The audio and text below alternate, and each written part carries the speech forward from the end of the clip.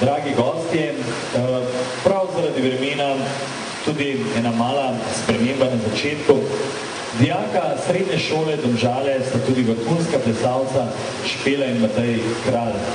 Žal, oder danes ne dopušča njunega nastopa. Bomo pa zato zdaj pozdravili še eno dijakinjo naše domžalske srednje šole, in sicer Evo Černe.